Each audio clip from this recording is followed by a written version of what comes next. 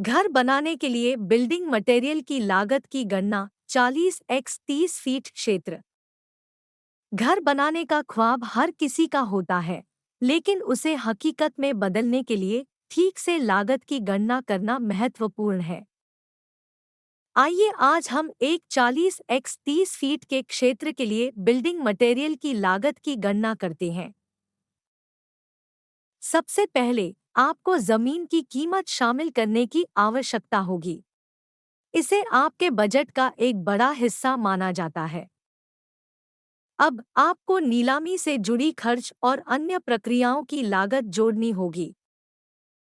इसके बाद आपको सामग्री की कीमत जोड़नी होगी। इसमें सीमेंट, रेत, सरिया और ईंटें शामिल होती हैं। ईंटों की कीमत ज्यादातर उनके आकार, गुणवत्ता और ब्रांड पर निर्भर करती है।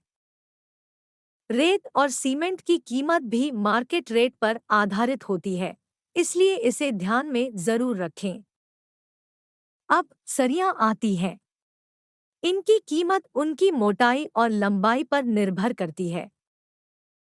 इन सभी मटेरियल की कीमतों को मिलाने के बाद आपको इसकी गणना करनी होगी। इसके बाद आपको श्रम शुल्क जोड़ना होगा। यह शुल्क ज्यादातर मजदूरों की संख्या और उनके काम के दिनों पर निर्भर करता है। अगला चरण होता है इंजीनियर और आर्किटेक्ट की फीस।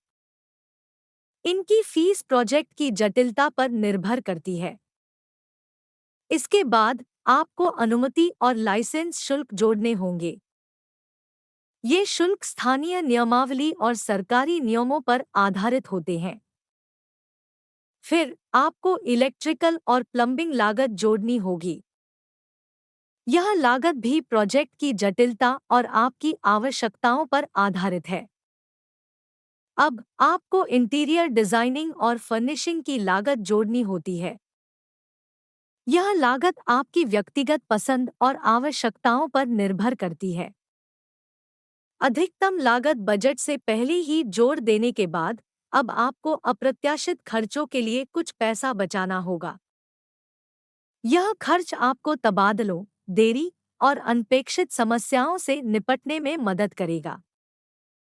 इस पूरी प्रक्रिया के दौरान आपको हर खर्च का ध्यान रखने की आवश्यकता है। यह तभी संभव है जब आप एक ठोस और संगठित तरीके से अपनी गणना करते हैं। ये चरण आपको एक 40x30 फीट के क्षेत्र में घर बनाने की लागत की सही जानकारी देगा।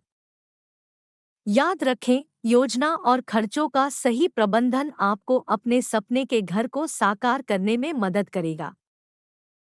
इसलिए ठीक से योजना बनाएं, लागत की गणना करें और अपने घर का निर्माण शुरू करें। अपने घर के निर्माण में शुभकामनाएं।